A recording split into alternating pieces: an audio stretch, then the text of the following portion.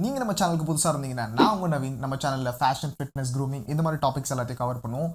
இன்னைக்கு நம்ம பார்க்க போறது ஹேர் கேர் ரொட்டீன்.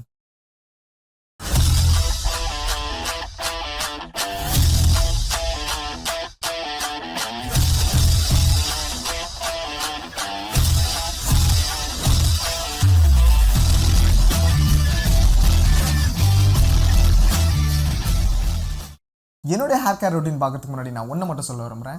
இதே ரொட்டீன் தான் நீங்கள் ஃபாலோ பண்ணணும்னு இல்லை, நீங்கள் ஸ்லைட்டாக சேஞ்ச் பண்ணிக்கலாம். ஏன்னா எல்லாருக்குமே ஒரே ஹேர் டைப்பும் இருக்காது, ஹெல்த்தும் இருக்காது. ஸோ அதுக்கு ஏற்ற மாதிரி நீங்கள் ஸ்லைட்டாக சேஞ்ச் பண்ணிக்கோங்க. என்னுடைய ஹேர் டைப் வந்து செம்ம திக்காக இருக்க மாதிரி தெரியும், ஆனால் கிடையாது. கிட்ட வந்து கவனிச்சிங்கன்னா தெரியும், செம்ம தின்னாக இருக்குது. தின்னாக தான் இருக்குது. Number 1, hair wash. ஒரு வாரத்தில் எத்தனை வாட்டி நம்ம ஹேர் வாஷ் பண்ணலாம்? இதே கேள்வி எல்லாருக்கிட்டுமே இருக்கும். ஏன்னா நிறைய வாட்டி வாஷ் பண்ணால் ஹேர் டேமேஜும் ஆகலாம். வாரத்தில் 2 வாட்டி வாஷ் பண்ணுங்கள், ரொம்ப யூஸ்ஃபுல்லாக இருக்கும். நீங்கள் வாஷ் பண்ணும்போது உங்கள் டஸ்ட்டும் போயிடும், அதே போல் உங்கள் நேச்சுரல் ஆயில்ஸும் வந்து அப்சர்வ் பண்ணுறதுக்கு கரெக்டான பீரியட் டைமாக இருக்கும். நீங்கள் ஒரு நாள் விட்டு ஒரு நாள் குளிச்சிங்கன்னா உங்கள் டஸ்ட்டோடு சேர்ந்து உங்கள் நேச்சுரல் ஆயில்ஸும் வாஷ் அவுட் ஆகிடும். ஸோ ஸ்கேல்ப் ட்ரை ஆகிட்டு ரூட்டெல்லாம் டேமேஜ் ஆகலாம். இதை நிப்பாட்டிடுங்க. நம்ம மூடையில் தண்ணி பட்டுச்சுன்னா ரொம்ப சாஃப்டாக மாற்றிடும். ஸோ சுட தண்ணியோ சில்லுன்னு தண்ணியோ பயங்கரமாக டேமேஜ் ஆக்கலாம். அதனால மாடரேட்டான தண்ணி யூஸ் பண்ணுங்கள். இது ரெண்டும் நோ. வாரத்தில் 2 வாட்டி நம்ம வாஷ் பண்ணுறதுனால டஸ்ட் அதிகமாகவே இருக்கலாம்.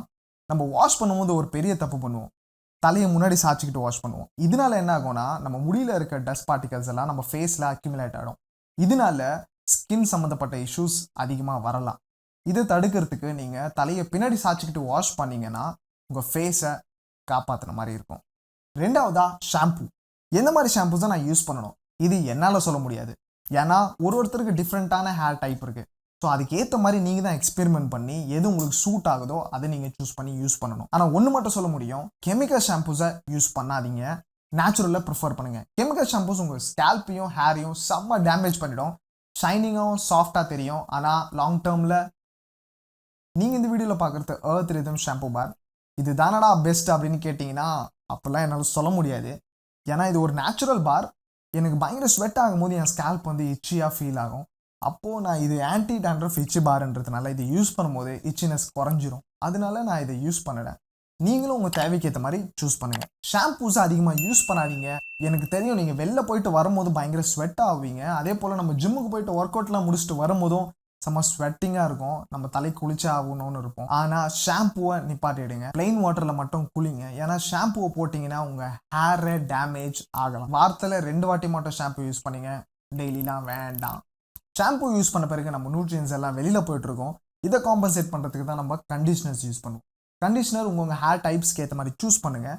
ஸ்கேல்பர்லும் தேய்க்கணும்னு இல்லை, மேலோட்டமாக ஹேரில் தேய்ச்சிக்கோங்க. 5 மினிட்ஸ் கழிச்சு வாஷ் பண்ணிவிடுங்க. வாஷ் பண்ணுறத தரோவாக பண்ணுங்கள், ஏன்னா டஸ்ட் பார்ட்டிகல்ஸ் ஈஸியாக வந்து அட்டாச் ஆகிடும். ஸோ வாஷ் பண்ணுறத தரோவாக பண்ணிவிட்டு வெளியில் வாங்க.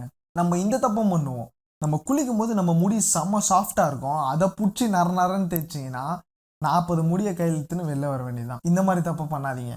3வதா ஹேர் ட்ரையர். நீங்கள் குளிச்ச உடனே ஒரு நல்ல சாஃப்ட் காட்டன் டவுல் எடுத்து தலை மேலே போட்டு ஸ்க்வீஸ் பண்ணுங்கள். நம்ம ட்ரிப்பாக ஒரு தண்ணியை மட்டும் எடுத்தால் போதும், ஹார்ஷாக ட்ரீட் பண்ணாதீங்க. அப்படி பண்ணிங்கன்னா ஹேர் லாஸ் தான் நடக்கும். ஹேர் ட்ரையர் யூஸ் பண்ணுறதுக்கு முன்னாடி ஃபேனுக்கு அடியில் 80% முடியை ட்ரை பண்ணிவிடுங்க. ட்ரை பண்ண உடனே சீரம் அப்ளை பண்ணுங்கள். இந்த சீரம் ஹேர் ட்ரையர் கிட்டேருந்து வர ஹீட்லேருந்து ப்ரொடெக்ட் பண்ணும். அப்ளை பண்ணி ஒரு 2 மினிட்ஸ் கழிச்சு ஹேர் ட்ரையரில் டெம்பரேச்சரை மாடரேட்டாகவும் ஸ்பீடை மீடியமாக செட் பண்ணி உங்களுக்கு பிடிச்சமான ஹேர் ஸ்டைலை ஃபிக்ஸ் பண்ணுங்கள். இந்த வீடியோவில் நான் யூஸ் பண்ணியிருக்கிறது ஃபாலி சீரம். இது என்னுடைய டாக்டர் ரெக்கமெண்ட் பண்ணது.